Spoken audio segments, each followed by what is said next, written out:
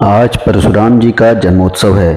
भगवान परशुराम के विषय में कई रोचक जानकारियां हमें धार्मिक ग्रंथों में मिलती हैं। परशुराम जी को भगवान विष्णु का छठा अवतार माना गया है। हालांकि अन्य देवी देवताओं की तरह इनकी पूजा नहीं की जाती। इसका कारण क्या है और परशुराम जी के जीवन की कुछ महत्वपूर्ण घटनाओं के बारे में आज हम आपको इस वीडियो के माध्यम से जानकारी देंगे। परशुराम जी ऋषि जमदग्नि के पुत्र थे। इन्हें भगवान विष्णु का छठा अवतार माना जाता है। माता पिता के द्वारा इन्हें राम नाम दिया गया, परंतु भगवान शिव द्वारा इन्हें परशु नाम का अस्त्र मिला था और इसी कारण इनका नाम परशुराम प्रचलित हुआ। परशुराम जी के गुरु स्वयं भगवान शिव हैं। वहीं विश्वामित्र और ऋषि को भी इनका गुरु माना जाता है। भीष्म, द्रोणाचार्य और कर्ण परशुराम जी के शिष्य थे। परशुराम जी ने भगवान राम को सारंग नाम का धनुष दिया था और भगवान कृष्ण को सुदर्शन चक्र। धर्म की स्थापना के लिए उन्होंने भगवान राम और कृष्ण की सहायता की थी। पिता के आदेश से एक बार परशुराम जी ने अपनी माता का वध कर दिया था और माता का सर काट लिया था। हालांकि बाद में पिता ने उनसे खुश होकर वर मांगने को कहा तो उन्होंने माता को जीवित करने का वर मांगा और उनकी माता जीवित हो उठी। एक बार परशुराम जी जब भगवान शिव के दर्शनों के लिए जा रहे थे तो गणेश जी ने उन्हें रोक दिया। क्रोध में आकर परशुराम जी ने अपना परशु से गणेश जी पर वार कर दिया। वार के आघात से गणेश जी का एक दांत टूट गया। तभी से गणेश जी एक दंत कहलाए। परशुराम जी ने अभिमानी हैहय वंशियों का पृथ्वी से 21 बार विनाश किया था, जबकि आम धारणा यह है कि परशुराम जी ने समस्त क्षत्रियों का नाश किया था। यह बात गलत है। परशुराम जी की शत्रुता हैहय वंशियों से थी। परशुराम जी को सप्त चिरंजीवियों में से एक माना जाता है, जबकि विष्णु भगवान के अन्य सभी अवतार पृथ्वी लोक से जा चुके हैं। इसलिए भगवान परशुराम जी की पूजा नहीं बल्कि उनका आवाहन किया जाता है।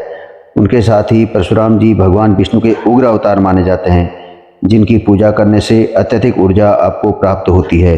एक सामान्य प्राणी अधिक ऊर्जा को नियंत्रित नहीं कर सकता, इसलिए भी इनकी आराधना ज़्यादा लोगों द्वारा नहीं की जाती। हालांकि योग ध्यान से सिद्ध व्यक्ति आज भी परशुराम जी का आवाहन करते हैं। परशुराम जी की स्तुति और आवाहन करने से व्यक्ति के पराक्रम और साहस में वृद्धि होती है और पारलौकिक ज्ञान भक्त को प्राप्त होता है। साहसिक कार्य करने वाले लोगों के लिए परशुराम जी की आराधना करना अत्यंत शुभ और फलदायी माना जाता है। भगवान परशुराम महर्षि भृगु के पौत्र महर्षि जमदग्नि के पुत्र थे। पुत्र प्राप्ति के लिए महर्षि जमदग्नि ने पुत्रेष्टि यज्ञ किया था, जिससे भगवान इंद्र ने प्रसन्न होकर उन्हें पुत्र रत्न की प्राप्ति का वरदान दिया था। परशुराम जी की माता का नाम रेणुका था। पुराणों और ग्रंथों के अनुसार भी परशुराम जी का मूल नाम राम था। महादेव के द्वारा वरदान स्वरूप परशु अस्त्र प्रदान किए जाने के कारण ही इनका नाम परशुराम पड़ा, जिसका अर्थ है परशु के साथ राम। परशु का अर्थ है कुल्हाड़ी, जिसे परशु या फरसा भी कहा जाता है। भगवान परशुराम का मुख्य अस्त्र कुल्हाड़ी है, जिसे उन्होंने भगवान शिव से प्राप्त किया था। भगवान परशुराम महादेव के परम उपासक थे। परशुराम जी ने महादेव की कठिन तपस्या की थी, जिससे महादेव ने प्रसन्न होकर उन्हें शास्त्रों और युद्ध कला की संपूर्ण शिक्षा दी थी। इसलिए माना जाता है कि परशुराम के गुरु स्वयं महादेव ही थे। महादेव ने उन्हें कठिन युद्ध कला कलारी प्याट्टू की विद्या भी प्रदान की थी और चिरंजीवी का वरदान परशुराम जी को महादेव जी ने ही दिया था। भगवान परशुराम को अन्य नामों से भी जाना जाता है, जैसे जमदग्नि के पुत्र होने के कारण जामदग्नि, भृगुवंश में जन्म होने के कारण भार्गव, भृगुपति जिसका अर्थ है भृगु के वंशजों का भगवान। महर्षि जमदग्नि की पत्नी और परशुराम जी की माता का नाम रेणुका था, इसलिए रेणु के परशुधर अर्थात जिसके हाथ में फरसा हो इत्यादि नामों से जाना जाता है।